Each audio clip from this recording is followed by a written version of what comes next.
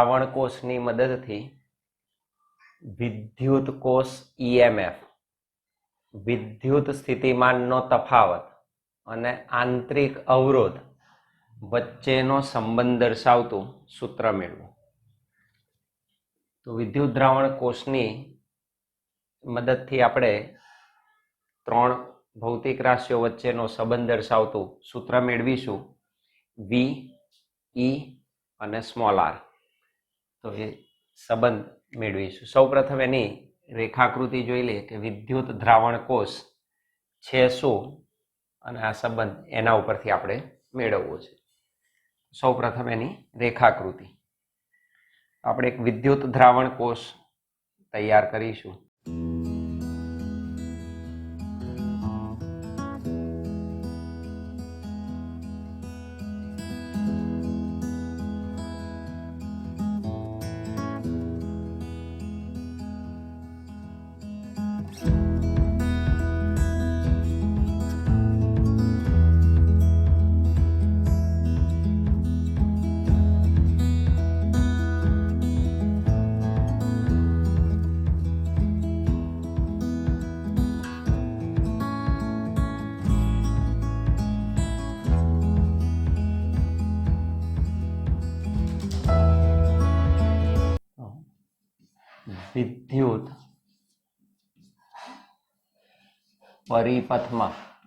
વિદ્યુત પરિપથમાં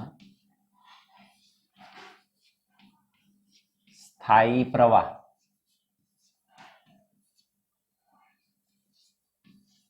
જાળવી રાખવા માટે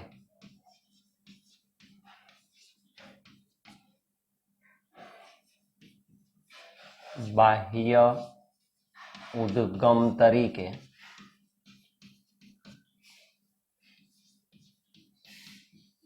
સૌથી સરળ ઉપકરણ એટલે વિદ્યુત દ્રાવણ કોષ. તો વિદ્યુત દ્રાવણ કોષ એ સૌથી સરળ ઉપકરણ છે જેને આપણે બાહ્ય ઉદ્ગમ તરીકે ઉપયોગમાં લઈ શકીએ કોઈ વિદ્યુત પરિપથમાં સ્થાયી પ્રવાહ વહેવડાવવા માટે. વિદ્યુત કોષમાં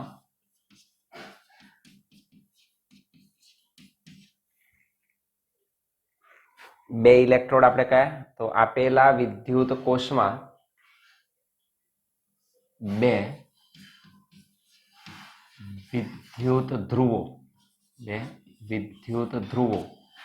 that is called electrodes, બે વિદ્યુત કોષો, એક ધન ધ્રુવ અને બીજો ઋણ. તો એક ધન અને બીજો ઋણ આવેલા હોય છે. તો આપેલા વિદ્યુત કોષમાં બે વિદ્યુત ધ્રુવો ઇલેક્ટ્રોડ્સ ધન પી અને ઋણ એન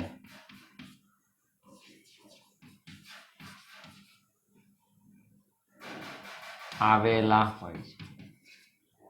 તો આપેલા વિદ્યુત કોષમાં બે ઇલેક્ટ્રોડ્સ આપણે લેવા પડે, એક ધન બીજો ઋણ.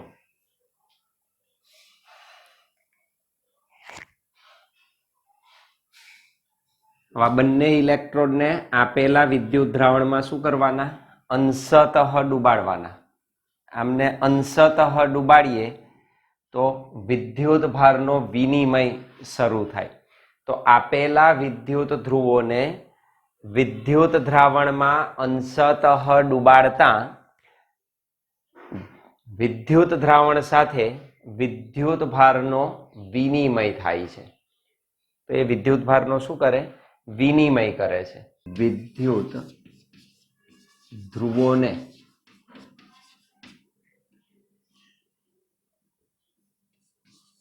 વિદ્યુત દ્રાવણમાં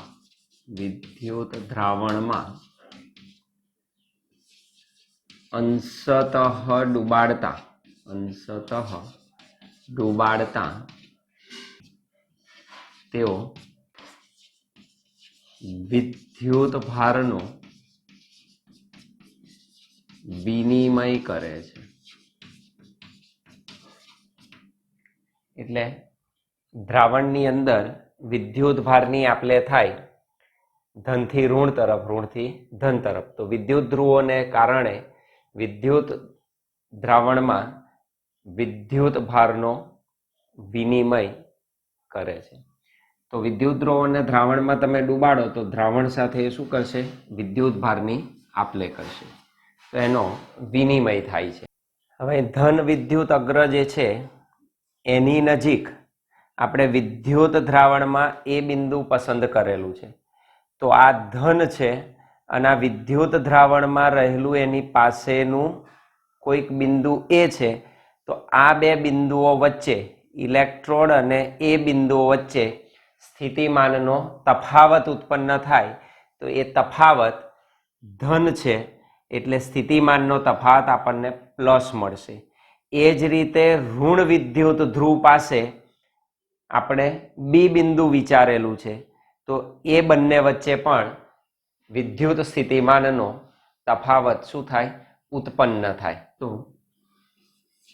ધન વિદ્યુત અગ્ર, ધન વિદ્યુત અગ્ર એટલે કે પી, ધન વિદ્યુત અગ્ર ને તેની તદ્દન નજીક, ધન વિદ્યુત અગ્ર ને તેની તદ્દન નજીક આવેલ એ, એની તદ્દન નજીક કયું આપણે બિંદુ લીધું? એ જે શું છે? વિદ્યુત દ્રાવણને દર્શાવે છે. તો તેની તદ્દન નજીક આવેલ એ વડે દર્શાવેલ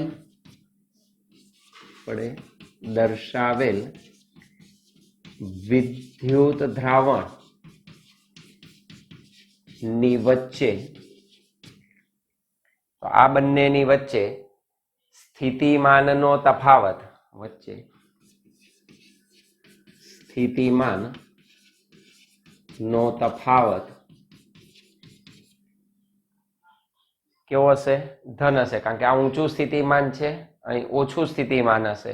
તો બંને વચ્ચેનો વીજ સ્થિતિમાનનો તફાવત વી પ્લસ, એને વી પ્લસ વડે દર્શાવીશું, જ્યાં વી પ્લસ ઇઝ ગ્રેટર દેન 0.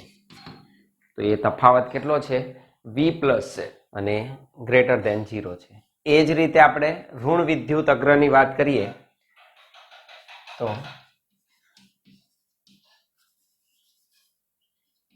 તે જ પ્રમાણે ઋણ વિદ્યુત અગ્ર એટલે કે એની વાત કરીએ છીએ. ઋણ વિદ્યુત અગ્ર ને તેની તદ્દન નજીક આવેલ, કયું બિંદુ છે? બી બિંદુ. બી વડે દર્શાવેલ વિદ્યુત દ્રાવણ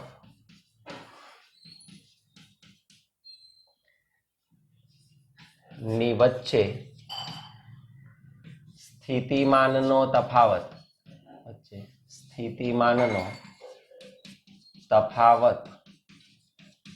તો અહીં આપણને માઇનસ તફાવત મળશે આ દ્રાવણ અને ઋણ વિદ્યુત અગ્ર વચ્ચે, માઇનસ વી માઇનસ, પરંતુ કૌંસમાં V minus is greater or equal to 0.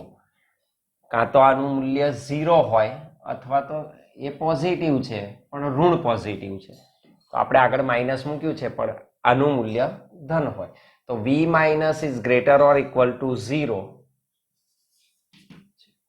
તો ત્યાં આગળ સ્થિતિમાનનો તફાવત આપણને વી માઇનસ જેટલો મળે. હવે આપેલા પરિપથમાં દાખલા તરીકે મેં અવરોધ જોડ્યો નથી, તો આ ખુલ્લો પરિપથ થઈ ગયો એટલે કે અંદર કોઈ પ્રવાહ પસાર થાય નહીં. તો જ્યારે આપેલા વિદ્યુત પરિપથમાંથી પ્રવાહ પસાર થતો ન હોય ત્યારે સમગ્ર વિદ્યુત દ્રાવણમાં સ્થિતિમાન એક સમાન હોય, પોટેન્શિયલ એક સરખું હોય અને એ વિદ્યુત સ્થિતિમાનના તફાવતને કોષનું આપણે ઈએમએફ કહીશું, દેટ ઇઝ વિદ્યુત ચાલક બળ, ઇલેક્ટ્રોમોટિવ ફોર્સ. તો પ્રવાહની ગેરહાજરીમાં પ્રવાહ પસાર થતો ન હોય ત્યારે આપેલા વિદ્યુત દ્રાવણમાં સ્થિતિમાન એક સમાન હોય અને એ જે સ્થિતિમાન આપણને મળે એને આપણે વિદ્યુત કોષનો ઈએમએફ, ઇલેક્ટ્રોમોટિવ ફોર્સ એટલે વિદ્યુત ચાલક બળ તરીકે ઓળખીશું. જ્યારે વિદ્યુત પ્રવાહ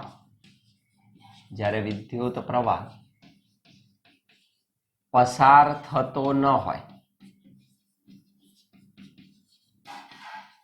ત્યારે વિદ્યુત દ્રાવણમાં સ્થિતિમાન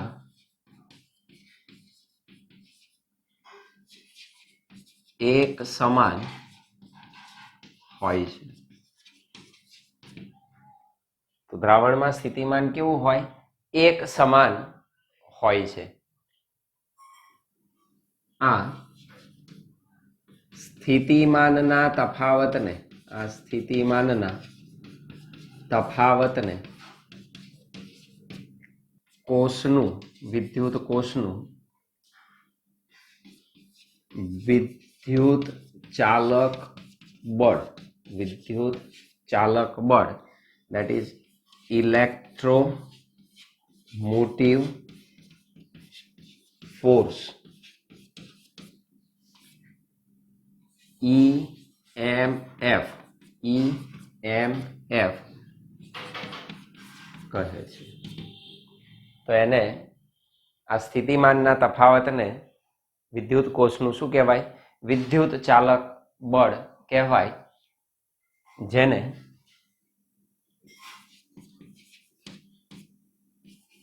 ઈ સંજ્ઞા વડે દર્શાવાય.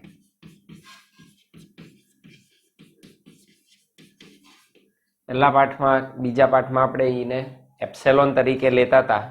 આવો કરલી જે પરમિટિવિટીનો સિમ્બોલ હતો, આ પાઠમાં ઈએમએફ નો સિમ્બોલ ઈ જ છે, એટલે મિક્સ ના થાય એનું ધ્યાન રાખવાનું. તો જેને ઈ સંજ્ઞા વડે આપણે રજૂ કરીશું. તો એ ઈ સંજ્ઞા વડે દર્શાવાય છે. તો આપેલા પી અને એન વચ્ચે પ્રવાહ પસાર થતો ના હોય ત્યારે સ્થિતિમાનનો તફાવત જે તમને મળે that is called EMF, electromotive force. તો આપણે પી અને એન વચ્ચેનો સ્થિતિમાનનો તફાવત મેળવી શકીએ. આમ પી અને એન વચ્ચેનો સ્થિતિમાનનો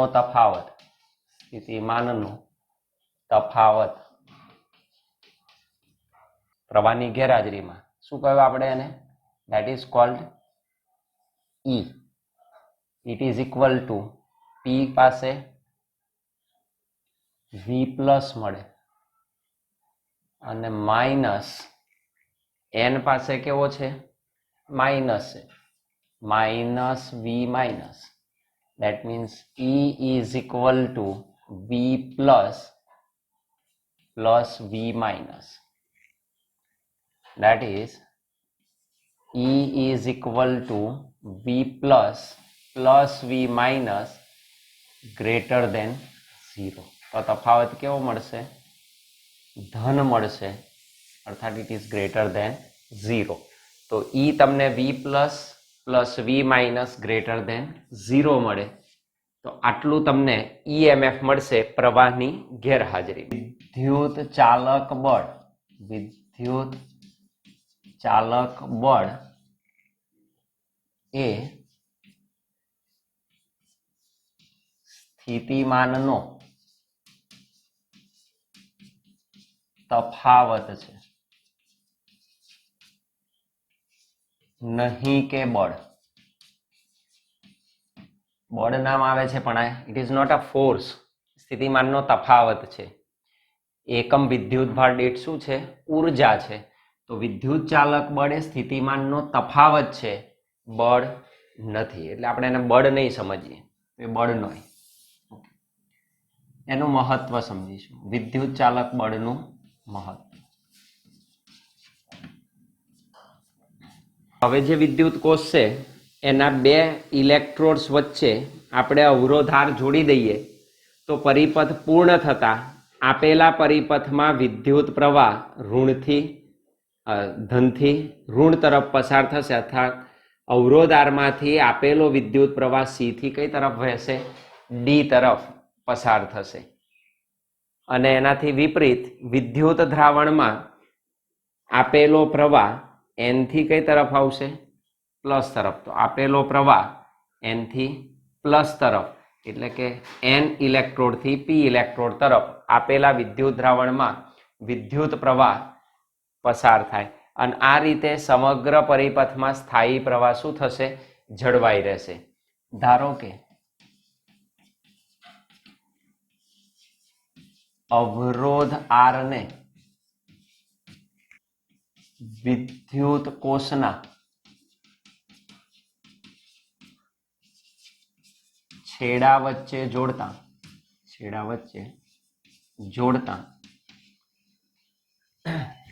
શું થશે?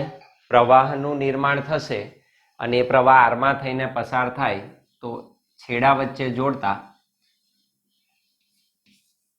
આરમાં થી આઈ જેટલો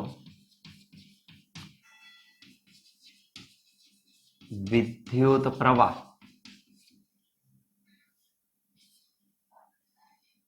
સી થી ડી તરફ વહે છે. તો અવરોધને તમે જોડી દો વિદ્યુત કોષના છેડા વચ્ચે, તો આરમાંથી આઈ જેટલો પ્રવાહ સી થી ડી તરફ શું થશે? પસાર થશે. તો અહીંયા આગળ પ્રવાહનું નિર્માણ થાય. પરિપથ પૂર્ણ થતા પ્રવાહ શું થશે? નિર્માણ પામે. અને વિદ્યુત દ્રાવણમાંથી પ્રવાહ શું થશે? એન થી પી તરફ પસાર થાય અને જે સ્થાયી પ્રવાહનું નિર્માણ કરે. અને એ સ્થાયી પ્રવાહ શું થાય? જળવાઈ રહે છે. તો વિદ્યુત દ્રાવણમાંથી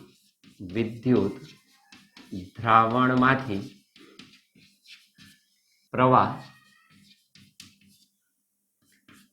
એન થી પી તરફ પસાર થાય છે, જેથી સ્થાયી પ્રવાહ જળવાઈ રહે છે. તો પરિપથ પૂર્ણ થતા સ્થાયી પ્રવાહ શું થાય છે? જળવાઈ રહે છે. આ જે આખો પ્રવાહ છે એ સમગ્ર વિદ્યુત દ્રાવણમાંથી શું થશે? એક સમાન રીતે પસાર થશે. પરંતુ દ્રાવણમાં એન થી પી તરફ પસાર થાય અને અવરોધારમાં સી થી ડી તરફ પસાર થાય. બંનેમાં તમને ડિરેક્શન જુદી જોવા મળશે. તો અહીં સી થી ડી તરફ છે બાહ્ય પરિપથમાં, જ્યારે વિદ્યુત દ્રાવણમાં પ્રવાહ એન થી પી તરફ પસાર થાય છે. આ પ્રવાહ સમગ્ર વિદ્યુત દ્રાવણમાંથી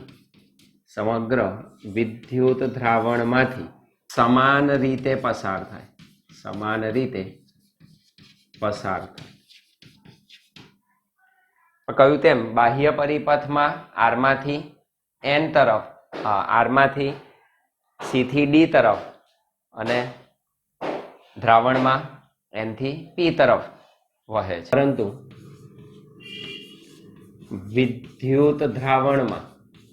વિદ્યુત દ્રાવણમાં તે કઈ તરફ? એન થી પી તરફ. જ્યારે આરમાંથી સી થી ડી, એટલે પી થી કઈ તરફ થયો? એન તરફ. આરમાંથી પી થી એન તરફ પસાર થાય છે. તો એની ડિરેક્શન જુદી છે. દ્રાવણમાં એન થી પી તરફ અને બાહ્ય પરિપથમાં એ પી થી એન તરફ પસાર થાય. હવે આ જે વિદ્યુત દ્રાવણ છે એમાંથી વિદ્યુત ભારને પસાર થવાનું છે, એટલે એમ કહી શકો કે જે વિદ્યુત ભારો છે દ્રાવણમાં તરીને જાય છે. જ્યારે તમારે કોઈ દ્રાવણમાંથી તરીને જવું હોય તો તમને કોઈક પ્રકારનો અવરોધ જણાય, તો એને વિદ્યુત દ્રાવણનો આંતરિક અવરોધ કહેવાય. It is cold internal resistance.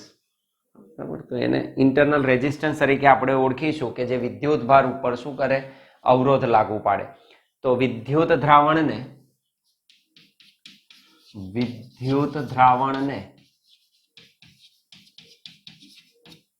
પરિમિત એટલે કે ચોક્કસ પરિમિત અવરોધ સ્મોલ આર હોય છે, જેને આંતરિક અવરોધ કહેવાય.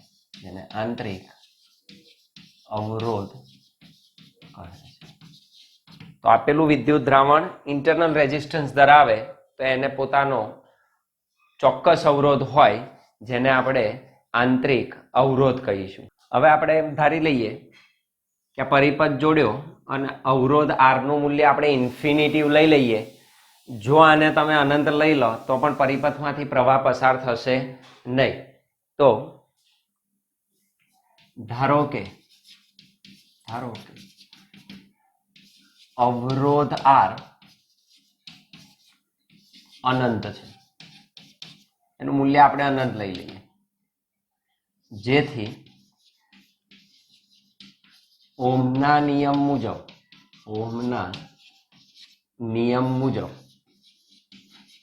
તમે વિચારી શકો આમાંથી કેટલો પ્રવાહ પસાર થાય. તો ઓહમના નિયમ મુજબ I બરાબર V અપન R, that is equal to V upon infinitive.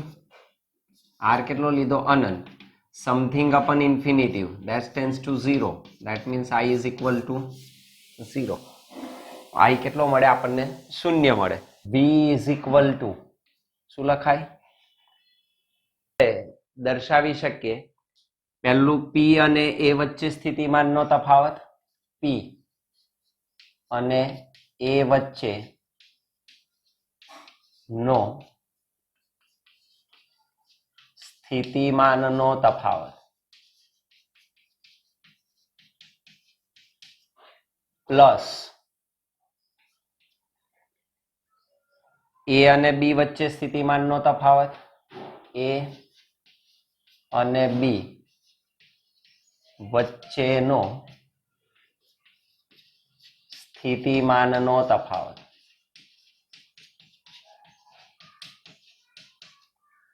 Plus B અને N વચ્ચેનો સ્થિતિમાનનો તફાવત, B અને N વચ્ચેનો સ્થિતિમાનનો તફાવત.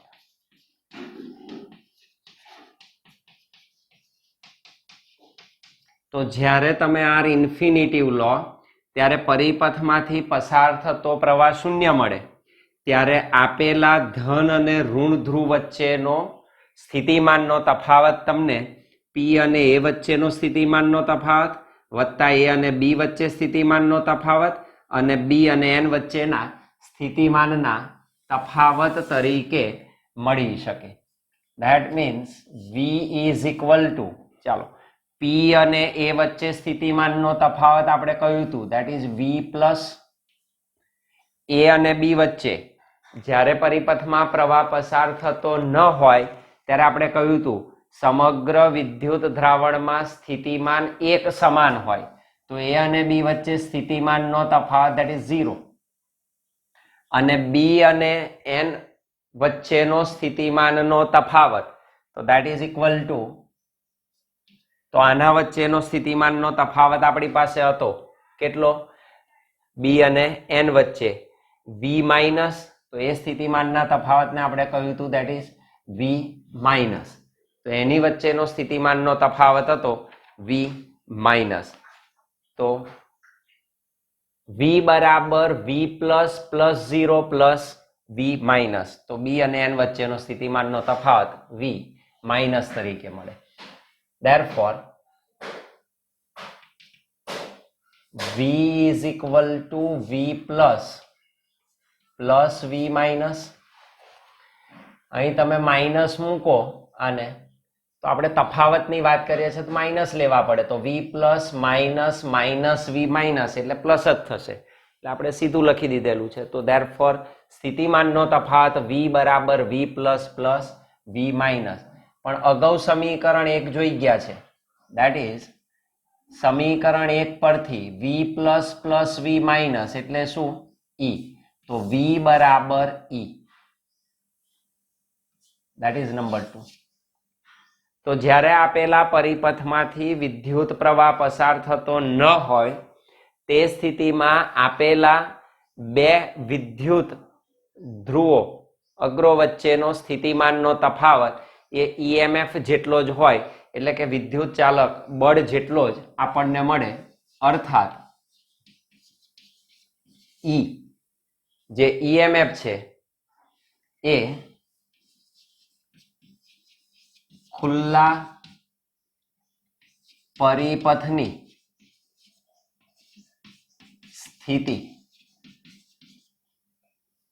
એટલે ઓપન સર્કિટ કન્ડિશન ઓસીસી કહેવાય. તો ઈ એ ખુલ્લા પરિપથની સ્થિતિ માટે, ખુલ્લા પરિપથની સ્થિતિ માટે એટલે કે આઈ કેટલું વહેતો હોય એમાંથી 0 વહેતો હોય, તો ખુલ્લા પરિપથની સ્થિતિ માટે ધન અને ઋણ વિદ્યુત અગ્રો વચ્ચે નો સ્થિતિમાનનો તફાવત દર્શાવે. તો આપેલા પરિપથમાં ઓપન સર્કિટ કન્ડિશનમાં ખુલ્લો પરિપથ હોય ત્યારે જે સ્થિતિમાનનો તફાવત છે કોના જેટલો હોય? એના ઈએમએફ જેટલો જ આપણને મળી શકે. તો આર અનંત લીધો તો આપણે, આ ત્યારની વાત થઈ. હવે જો આર ચોક્કસ હોય તો પરિપથમાંથી વિદ્યુત પ્રવાહ પસાર થાય અને દ્રાવણમાંથી પસાર થતા પ્રવાહને આંતરિક અવરોધ નડે, જેથી કરીને સ્થિતિમાનમાં શું થશે? ઘટાડો થશે. તો આપણે આરને પરિમિત લઈએ તો જો આર પરિમિત હોય, હવે એનું કોઈ ચોક્કસ મૂલ્ય લઈ લો. જો આર પરિમિત હોય તો આરને હવે આપણે ચોક્કસ મૂલ્ય તરીકે લઈશું તો I is not equal to 0, પરિપથમાંથી પ્રવાહ પસાર થશે, શૂન્ય નહીં હોય. તો આર પરિમિત હોય તો I is not equal to 0. આ સ્થિતિમાં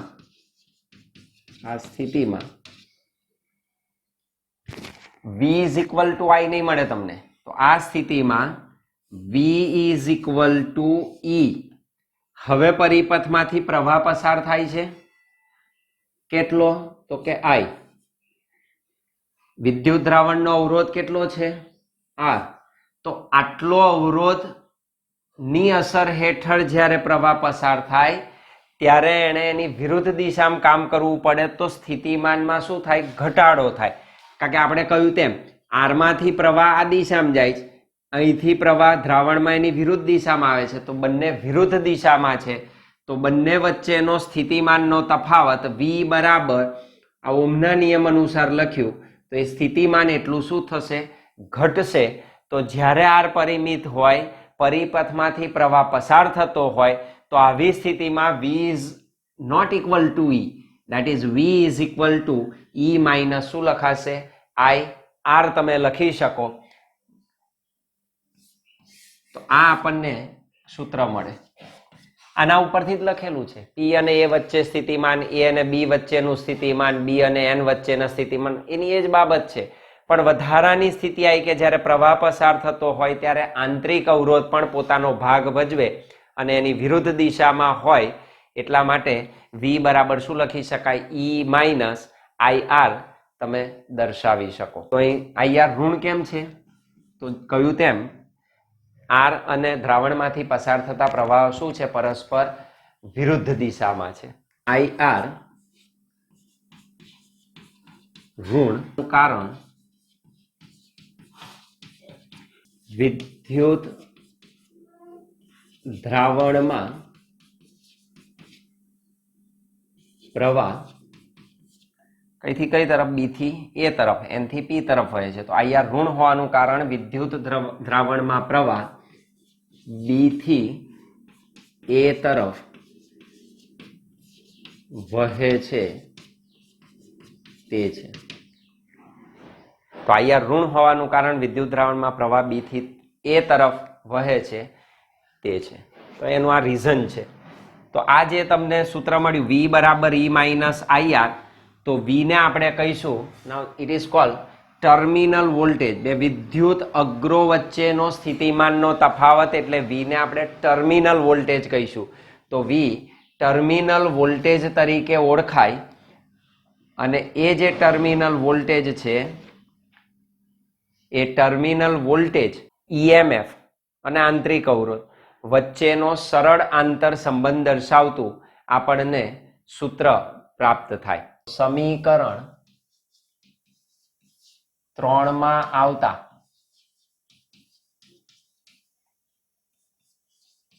સ્થિતિમાન ના તફાવત, that is called potential difference, પીડી વડે એમ દર્શાવાય, પોટેન્શિયલ ડિફરન્સ. સ્થિતિમાનના તફાવત ને ટર્મિનલ વોલ્ટેજ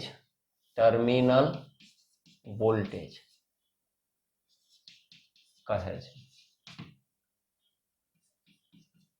તો આમ સમીકરણ 3 એ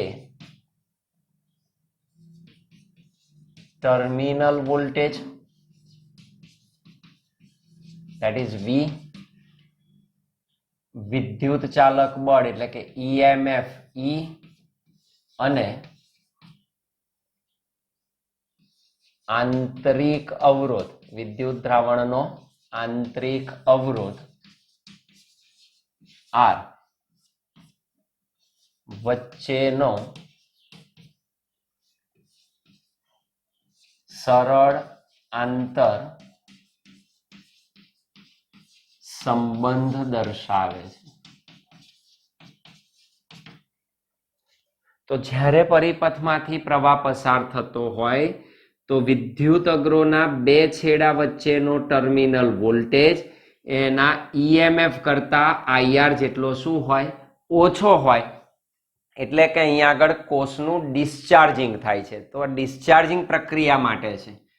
એ નોંધ કરીને લખી રાખજો. અહીંયા આગળ આપણે વચ્ચે નોંધ એની લખી દઈશું કે કોષના, વિદ્યુત કોષના ડિસ્ચાર્જિંગ વખતે, એટલે કાર્યરત હોય, કોષ કાર્ય કરતો હોય, તો કોષના ડિસ્ચાર્જિંગ વખતે V બરાબર E માઇનસ આઈઆર. પરંતુ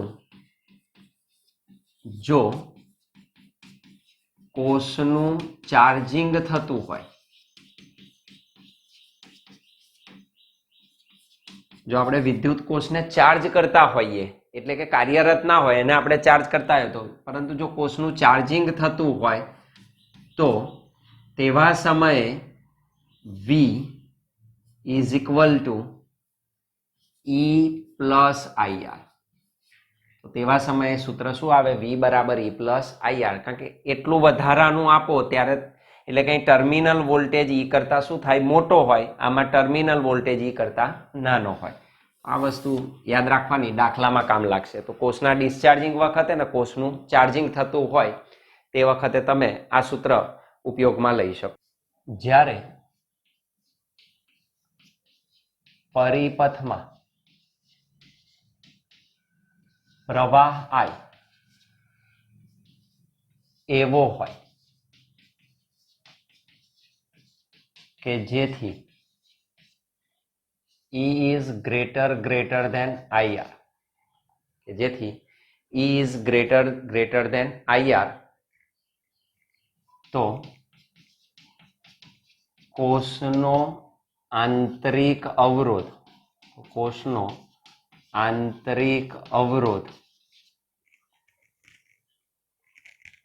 અવગણી શકાય.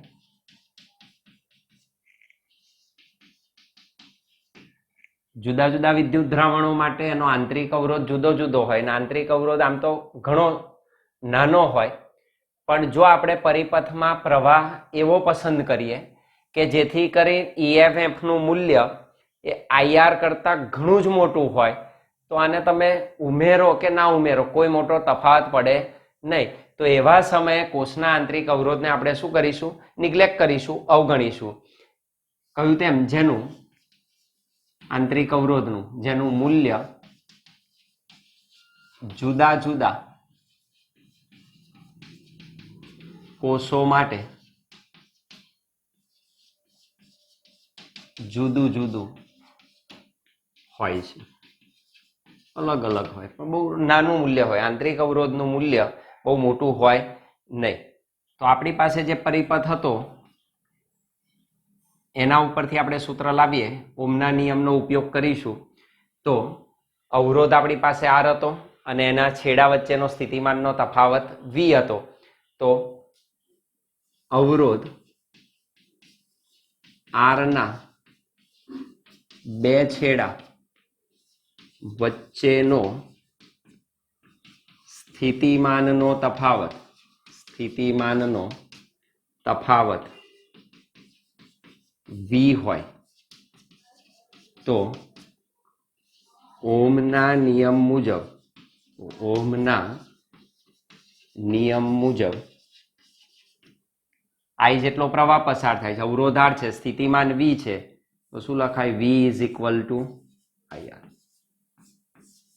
સૂત્ર તમે લખી શકો, that is V is equal to IR. આપણી પાસે સમીકરણ 3 હતું, ટર્મિનલ વોલ્ટેજનું સૂત્ર. આ બંને સમીકરણોને સરખાવીએ. સમીકરણ 3 અને 4 પરથી તો પેલું હતું V બરાબર E માઇનસ IR, તો V is equal to E minus IR, that means V એટલે IR is equal to E minus IR. આ પદને આ બાજુ લાવીએ તો IR plus IR is equal to E, that means I common લઈએ તો R plus R is equal to E, that means પ્રવાહ જોઈએ છે તો I બરાબર E upon R plus R. That is number 5. તો આ વિદ્યુત પ્રવાહનું સૂત્ર તમને મળે, જે વિદ્યુત પ્રવાહનું સૂત્ર દર્શાવે. હવે હમણાં જ આપણે કહ્યું કે જો ઇઝ ગ્રેટર ધેન IR હોય તો તમે R ને અવગણી શકો, તો E upon R પણ સૂત્ર તમને મળી શકે. તો એ પણ સૂત્ર તમે મેળવી શકો અને આપેલા કોષમાંથી કેટલો મેક્સિમમ પ્રવાહ તમે ખેંચી શકો? તો કોષમાંથી ખેંચી શકાતો મહત્તમ વિદ્યુત પ્રવાહ, મેક્સિમમ પ્રવાહ મને ક્યારે મળે? જ્યારે તમે બાહ્ય અવરોધ R શું કરો? 0 કરો. તો R ઓછો છે તો પ્રવાહ શું થશે? એકદમ મેક્સિમમ મળશે. તો કોષમાંથી ખેંચી શકાતો મહત્તમ વિદ્યુત પ્રવાહ R is equal to 0 માટે અહીં R બરાબર 0 મૂકી દઈએ. સમીકરણ 5 પરથી શું લખી શકાય? that is I maximum મહત્તમ is equal to E upon small r, કારણ કે આ 0 થઈ ગયો. તો જ્યારે R 0 હોય ત્યારે આપેલા કોષમાંથી મેક્સિમમ પ્રવાહ તમે શું કરી શકો? મેળવી શકો. તો આપેલો મેક્સિમમ પ્રવાહ કેટલો મળે?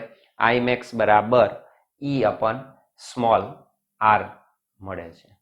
તો આ રીતે વિદ્યુત દ્રાવણ કોષની મદદથી આપણે ટર્મિનલ વોલ્ટેજ, EMF અને આંતરિક અવરોધ વચ્ચેનું સૂત્ર, પસાર થતો પ્રવાહ અને ખેંચી શકાતા મેક્સિમમ પ્રવાહનું સૂત્ર તારવી શકીએ.